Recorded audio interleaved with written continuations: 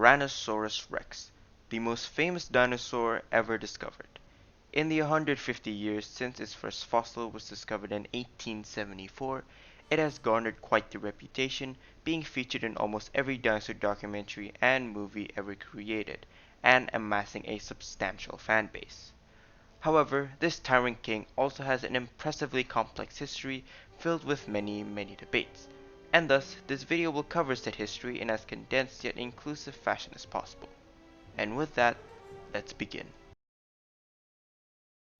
The earliest record of Tyrannosaurus comes from a tooth that was discovered in 1874 in Colorado.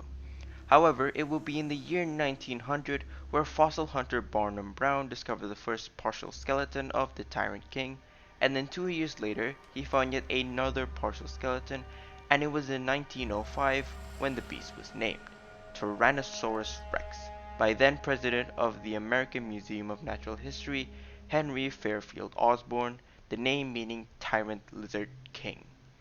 Now surprisingly, this is where this chapter of T-Rex ends, as the world would have bigger things to worry about than the discovery of a long dead lizard, such as those two famous wars that occurred after its discovery. It wasn't until a few decades later where T-Rex would make a comeback. In the 1960s, the discovery of Deinonychus led to a massive overhaul in the understanding of dinosaurs as a whole. No longer are there depictions of slow, sluggish animals, and instead came the more active, agile, warm-blooded interpretation of dinosaurs that we know of today. This led to a renewed interest in the subject of paleontology as a whole, and as you can guess, led to a renewed interest in T-Rex itself, with several new fossils being discovered. However, it was at a time closer to the present where probably the two most famous T-Rex specimens were discovered. In the year 1990, one of the most important Tyrannosaurus specimens would be found in the rocks of South Dakota.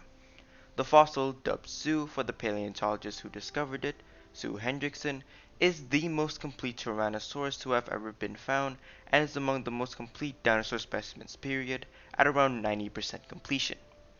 This is a staggering number considering how fragmentary fossils tend to be, and thus explains why a skeleton of this level of completeness held such importance. It allowed paleontologists to understand the anatomy of T-Rex to a degree that was previously unachievable, and Sue is a large part of why T-Rex is one of the most well understood dinosaurs. But while Sue is probably the most well-known T-Rex individual, it wasn't the only near-complete Tyrannosaurus found around this time.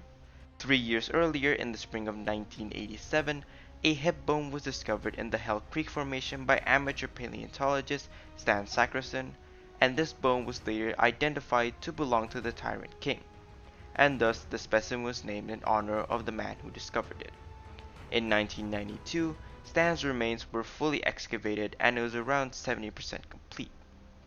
Having two nearly complete skeletons of Tyrannosaurus discovered in such a small amount of time from each other greatly helped improve the understanding of the animal and shape the perception of T-Rex for decades to come. After Sue and Stan, several more Tyrannosaurus specimens were discovered, but it wasn't until the year 2000 where the next significant chapter of the animal would come to light. 5 Tyrannosaurus fossils were discovered in the Fort Peck Reservoir, including what is possibly the largest T-Rex discovered at the time. Overseeing this discovery was infamous paleontologist Jack Horner. Now, if you know anything about T-Rex or even paleontology in general, you are likely very familiar with that name, and likely due to one very specific reason.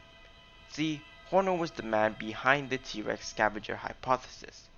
Now, I won't go too in-depth with that whole debate or Jack Horner himself, since that could be an entire video on its own, but feel free to look it up yourself or just watch Valley of the T-Rex, since that documentary about sums up his whole viewpoint on the topic.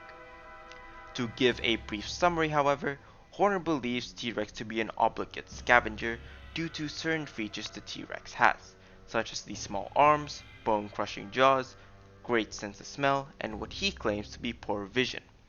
All lead to the conclusion that T-Rex could not have killed anything.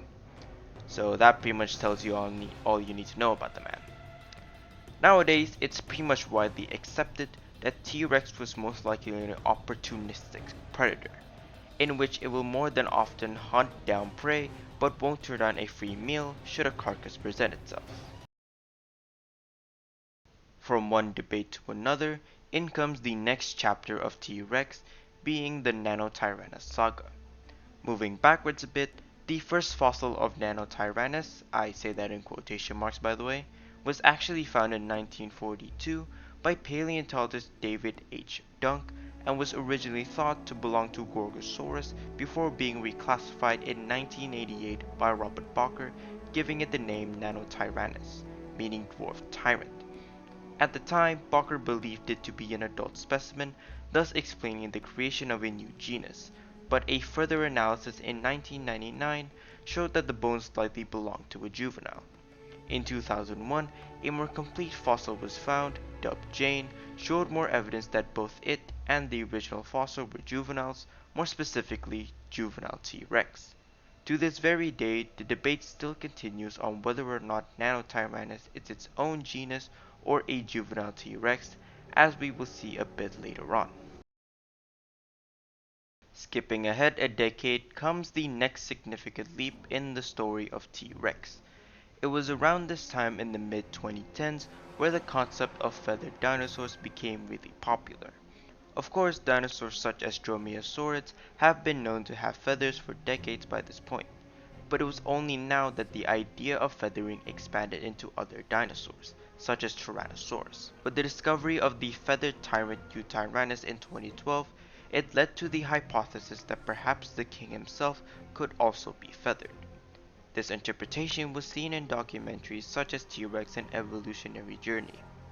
However, in 2017, a paper was published that showed evidence to almost entirely debunk this hypothesis.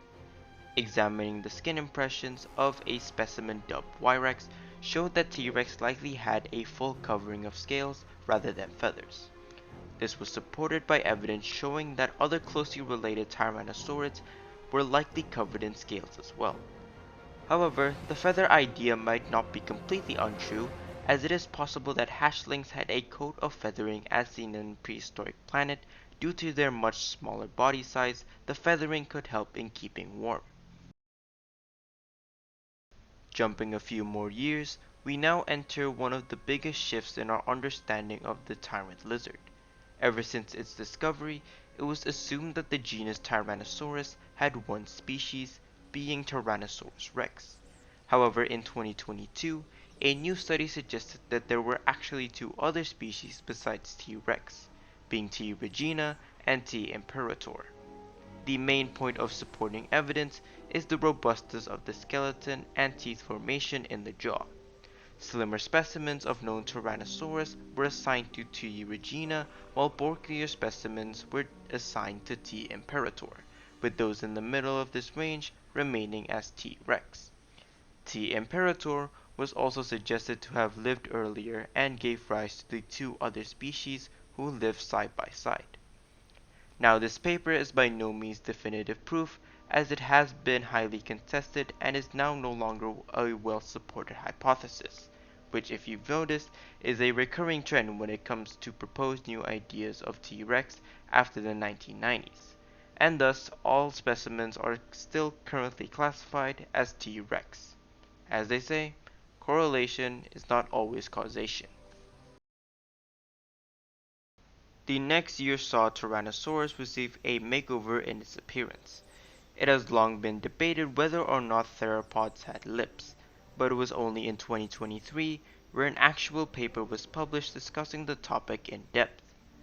The main focus of the study was the comparison of tooth length to skull size of monitor lizards and comparing them to several different tyrannosaurids to test the possibility of the presence of lips. The data supported the hypothesis, seeing that the ratio found in tyrannosaurids matched closely to the monitor lizards, which indicates that similar to monitor lizards, it was likely that tyrannosaurids and perhaps other theropod dinosaurs did indeed have lips. Further supporting evidence was the significantly lower levels of enamel rot on the theropod teeth when compared to those of modern crocodiles, which have exposed teeth.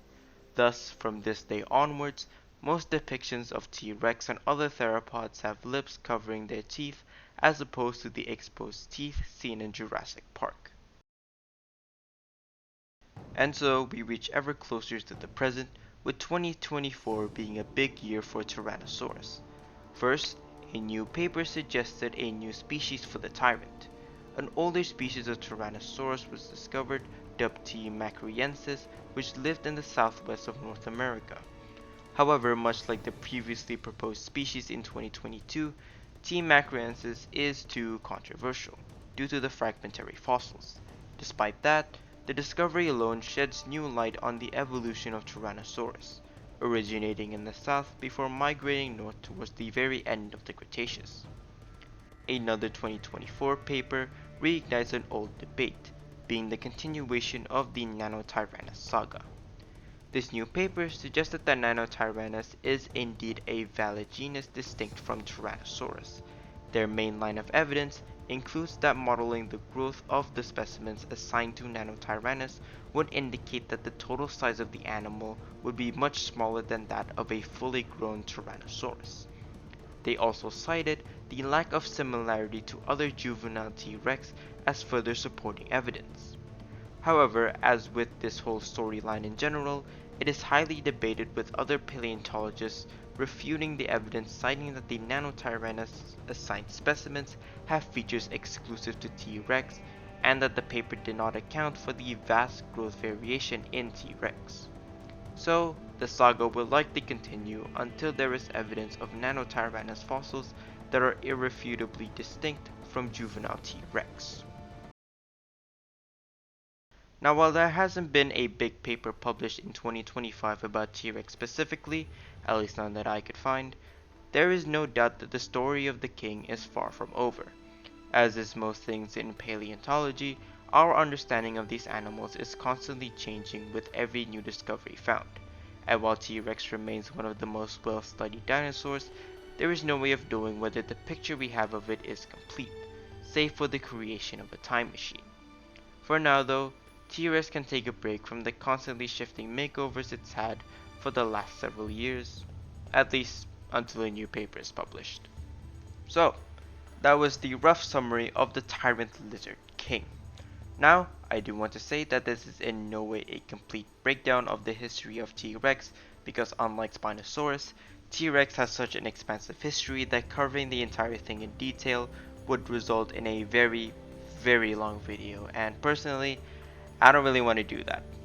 Also, as some of you might know, I was planning to release this video shortly after the Spinosaurus video, but after starting to research, I quickly found out how extensive T-Rex's history actually is, which explains why this video was delayed by a whole year. That, and also I've been busy dealing with other stuff in life. Anyway, this video generally was a pain in the ass to research for, since I couldn't find a definitive timeline of discoveries, and even when I did, finding the papers and articles was an even bigger pain. So I decided to work with what I could find and just get this video done with and out of my pipeline.